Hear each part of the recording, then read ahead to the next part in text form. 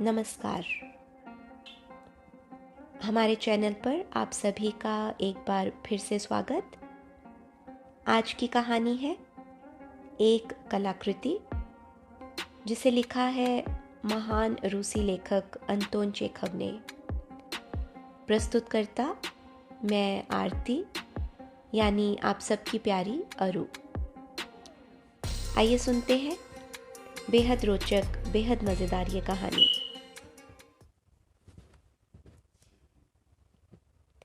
Sasha स्मिर्नोव अपनी माँ का इकलौता बेटा था।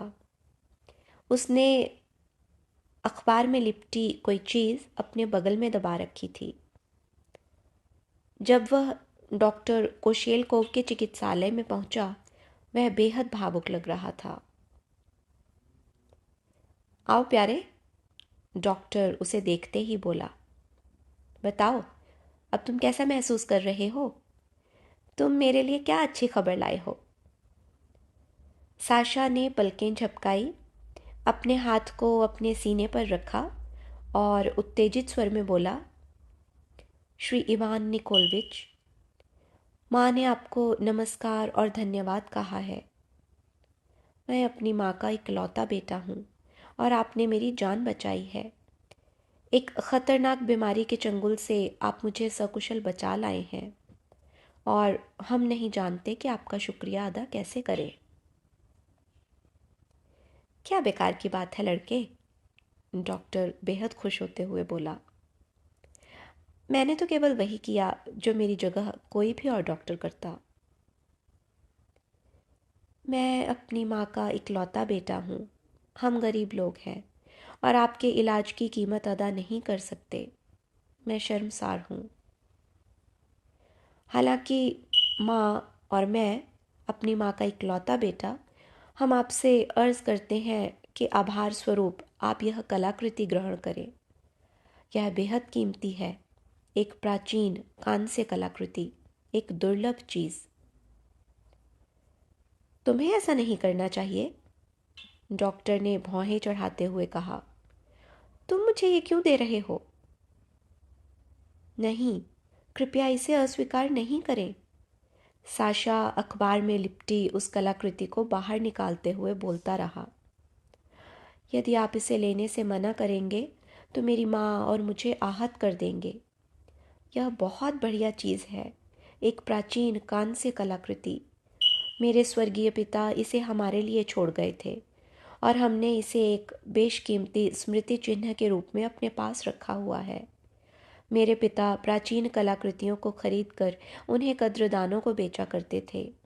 अब माँ और मैं यह छोटा सा कारोबार संभालते हैं। साशा ने लिपटा हुआ अखबार हटाकर कलाकृति को गंभीरतापूर्वक मेज पर रख दिया। वह कलात्मक कारीगरी से युक्त पुराने कांसे का एक मोमबत्ती रखने वाला स्टैंड था। उस स्टैंड पर हव्वा की वेशभूषा में दो युवतियों की मूर्तियां बनी थी। उनकी भावभंगिमा ऐसी थी जिसे बयान करने का ना तो मुझ में साहस है, ना ही मेरा वैसा स्वभाव है। दोनों युवतियां बड़ी अदा और नखरे से मुस्कुरा रही थीं और उन्हें देखकर ऐसा लगता था कि यदि उन्हें मोमबत्तियां रखने वाली उस कलाकृति का आधार बनने के काम से मुक्त कर दिया जाता तो वे वहां से उतरकर ऐसे लामपट्य में मग्न हो जाती जिसकी कल्पना करना भी पाठक के लिए अशोभनीय होगा। तोहफे को देखते हुए डॉक्टर ने धीरे से अपना सिर खुजलाया और अपना गला साफ किया। हाँ, यह वाकई बढ़िया चीज़ है, वह बुदबुदाया। लेकिन मैं इसे कैसे बयान करूं? यह उम, यह पारिवारिक माहौल के लिए नहीं बना है। इन मूर्तियों से कामुक नग्नता झलक रही है, बल्कि उससे भी कुछ ज़्यादा। क्या मतलब? यदि मैं मायाजाल से भरी ऐसी कोई भी चीज़ अपनी मेज़ पर रखूंगा तो यह पूरे घर का माहौल ख़राब कर देगी। कला को देखने का यह आपका बड़ा अजीब नज़रिया है डॉक्टर साहब, साशा नाराज़ होता हुआ बोला। यह तो एक कलाकृति मात्र है। आप इसे ध्यान से देखिए। इस चीज़ में इतना सौंदर्य, इतना लालित्य है कि यह आपकी आत्मा को श्रद्धा से भर देती है। इसे देखकर आपको अपना गला रुंधता सा महसूस होता है। जब कोई इतनी सुंदर कलाकृति देखता है तो वह सभी सांसारिक चीज़ों को भूल जाता है। देखिए तो सही, इसमें कितनी गति है। इसका अपना ही वातावरण है, इसकी अपनी ही मुद्रा है। प्यारे लड़के, ये सब मैं अच्छी तरह से समझता हूँ, डॉक्टर ने उसे बीच में ही टोकते हुए कहा। लेकिन तुम जानते हो कि मैं पारिवारिक आदमी हूँ। मेरे बच्चे यहाँ आते रहते हैं, महिलाएं यहाँ आती रहती हैं। जाहिर है, यदि आप इस कलाकृति को भीड़ की नज़र से देखेंगे तो यह आपको किसी विशेष रंग में रंगी नज़र आएगी। किंतु डॉक्टर साहब, आप भीड़ से ऊपर उठिए। इसे लेने से इनकार करके आप ख़ास तौर से मेरी माँ और मुझे आहत करेंगे। मैं अपनी माँ का इकलौता बेटा हूँ। आपने मेरा जीवन बचाया है। हम आपको अपनी सबसे अमूल्य वस्तु भेंट में दे रहे हैं और मुझे केवल इसी बात का खेद है कि मेरे पास आपको देने के लिए इसका जोड़ा नहीं है। धन्यवाद प्यारे, मैं बेहद आभारी हूँ। अपनी माँ को मेरा प्रणाम कहना। लेकिन जैसा मैंने पहले कहा, मेरे बच्चे यहाँ आते रहते हैं, महिलाएं यहाँ आती हैं। खैर, तुम इसे यहीं रख दो। मैं समझ सकता हूँ कि तुमसे बहस करने का कोई फ़ायदा नहीं।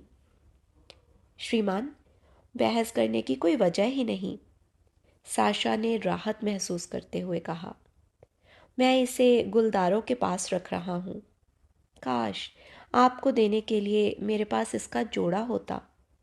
खैर, चलता हूँ डॉक्टर साहब। साशा के जाने के बाद डॉक्टर अपना सिर खुजलाते और सोचते हुए बहुत देर तक उस कलाकृति को देखता रहा। यह वाकई एक शानदार चीज़ है, उसने सोचा, मगर इसे फेंक देना अफसोसजनक होगा। लेकिन मेरे लिए इसे अपने पास रखना भी असंभव है। यह तो एक समस्या है। मैं इस चीज़ को किसे तोहफे या दान में दे सकता हूँ? बहुत देर तक सोचने के बाद उसे अपने वकील उहोव का ख्याल आया। वह कानूनी मामलों में डॉक्टर की मदद करता था, जिसकी वजह से डॉक्टर अपने इस मित्र का एहसानमंद था। बढ़िया, डॉक्टर ने फैसला किया। मेरा मित्र होने के नाते उसे मुझसे पैसे लेने में उलझन होगी, लेकिन मेरे लिए उसे यह कलाकृति तोहफे में देना उपयुक्त रहेगा। इस शैतानी चीज़ को मैं उसे ही दे देता हूँ। खुशकिस्मती से अभी वह कंवारा है और आराम पसंद भी। बिना और टालमटोल किए डॉक्टर ने अपनी टोपी और अपना कोट पहना और वह कलाकृति लेकर ओहोव के घर की ओर चल पड़ा। उसे घर पर पाकर डॉक्टर ने पूछा, तुम कैसे हो मेरे दोस्त? मैं तुम्ही से मिलने आया हूँ। मेरी मदद करने के लिए तुम्हारा शुक्रिया। तुम मुझसे पैसे तो लोगे नहीं, इसलिए तुम यह तोहफा कबूल करो। देखो, यह कितनी शानदार कलाकृति है। उस कांस्य कलाकृति को देखकर डॉक्टर का वकील मित्र बेहद खुश हुआ। वाह, क्या शानदार नमूना है, उसने चहक कर कहा। यह तो कल्पना की पराकाष्ठा है, बेहद सम्मोहक। दोस्त, इतनी सुंदर चीज तुम्हारे पास कहाँ से आई? अपना उल्लास व्यक्त करने के बाद वकील ने सहमते हुए दरवाजे की ओर देखा और कहा, लेकिन दोस्त, तुम्हें अपना यह तोहफा वापस ले जाना होगा। मैं इसे नहीं ले सकता। क्यों भाई? डॉक्टर ने क्षुब्ध होकर पूछा। ऐसा इसलिए दोस्त, क्योंकि कभी कभी मेरी माँ मुझसे मिलने यहाँ आती है। मेरे मवक्किल यहाँ आते रहते हैं। अगर मेरे नौकरों ने भी इस चीज़ को यहाँ देख लिया तो मुझे बेहद शर्मिंदगी महसूस होगी। बकवास, बिल्कुल बकवास। खबरदार तुमने इनकार किया तो, डॉक्टर उत्तेजित होते हुए बोला। तुम पाखंडी हो। यह तो केवल एक खूबसूरत कलाकृति है। इसकी गति, इसकी मुद्रा तो देखो। मैं इसके खिलाफ कुछ नहीं सुनूंगा। तुम मुझे नाराज मत करो। यदि इस कलाकृति को प्लास्टर या अंजीर के पत्तों से थोड़ा ढक दिया जाए तो? लेकिन यह सुनकर डॉक्टर पहले से ज्यादा उत्तेजित हो गया। उस कलाकृति को वहीं छोड़कर वह गुस्से में पैर पटकता हुआ वहां से बाहर निकल गया। हालांकि घर लौटकर वह खुश हुआ कि वह उसे तोहफे में दे आया है।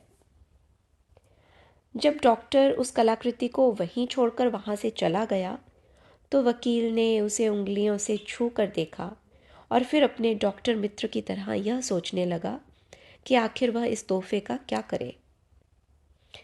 यह वाकई एक बढ़िया कलाकृति है, उसने सोचा, और इसे फेंक देना अफसोसजनक होगा, लेकिन इसे अपने पास रखना मेरे लिए अनुचित होगा। सबसे बेहतर यही होगा कि मैं इसे किसी को तोहफे में दे दूं। अब मैं समझ गया। मैं आज ही शाम इसे हास्य अभिनेता शेषकिन को उपहार में दे देता हूँ।